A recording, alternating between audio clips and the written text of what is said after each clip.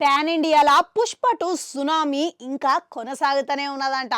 ఇప్పటికే ప్రపంచ వ్యాప్తంగా 1500 కోట్ల వసూళ్లు చేరువలో ఉన్నదంట. గంతేకాదు బాలీవుడ్లో ఇట్లా హిందీ చిత్ర పరిశ్రమల ఇప్పటికే 600 కోట్ల వసూలను సాధించిందంట.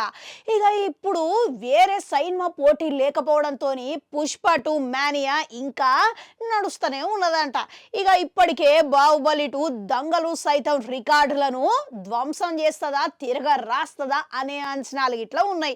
మళ్ళీ ఇవన్నీ జరుగుతున్న వేళ ఇప్పుడు ఎట్టకేలకు కీర్తి సురేష్ వరుణ్ ధావన్ నటిస్తున్న బేబీ జాను ఈ నెల 25 తారీఖున భారీ అంచనాల నడుమున విడుదల అయిపోతున్నదంట. అయితే ఈ సినిమాకు రచన నిర్మాణంలా అట్లీ చేసిండు. ఇక అట్లీ సినిమాలు ఇప్పటి వరకు ఫెయిల్ అయినవే లేవు, ఫలితం మాత్రం అన్ని విజయాలే సాధించినాయి. గట్లా చూసుకుంటే ఇటీవలనే షారూఖ్ ఖాన్తో తీసిన జవాన్ గిట్లా బాక్స్ ఆఫీస్ని షేక్ చేసి పడేసింది. మళ్ళీ దీనితోని పుష్ప 2కు ఇప్పుడు పోటీ లెక్క మారుతుందని, దాని వసూళ్ల మీద ప్రభావం చూపిస్తుందని ఓ ప్రచారం తెర మీదకి వచ్చిందంట. అయితే ఈ ప్రచారం గురించి తాజాగా బేబీ జాన్ నిర్మాత అట్లీ స్పందించిందంట. ఇక పరిశ్రమలో ఎప్పుడు మంచి వాతావరణమే ఉంటుంది. ఇక ఇప్పుడు మా సినిమా 4వ వారంలో విడుదల చేస్తున్నావు, పుష్ప 2 ఏమో మొదటి వారంలో వచ్చింది. ఇక అసలు పోటీ ఎట్లా అవుతుంది అని ప్రశ్నించిండంట. అన్ని విషయాలు ఆలోచించే బేబీ జాను విడుదల మేము తేదీ ఖరారు చేసినావు. ఇక మా సినిమా మంచి విజయం సాధించాలని బన్నీ ఇట్లా కోరుకుంటున్నాడు. మా జట్టు అందరికీ అభినందనలు తెలిపిండు.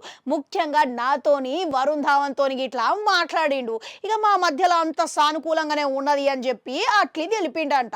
ఇక ఈ రకంగా చూసుకుంటే మంచి అంచనాల మధ్యలో విడుదలవుతున్నది ఇట్లా.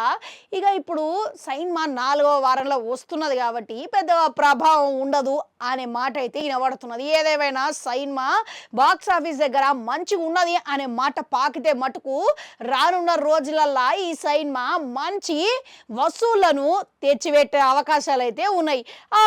ఇక నిజంగానే ఈ ప్రచారంలో ఎంతవరకు నిజం ఉన్నదంటారు?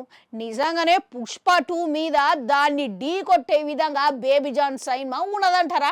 మీకేమనిపిస్తున్నది? కామెంట్లలో కామెంట్ పెట్టుర్రి. అట్లనే 1 గంట ఉంటా, అది కూడా నొక్కురి, మళ్ళొస్తా.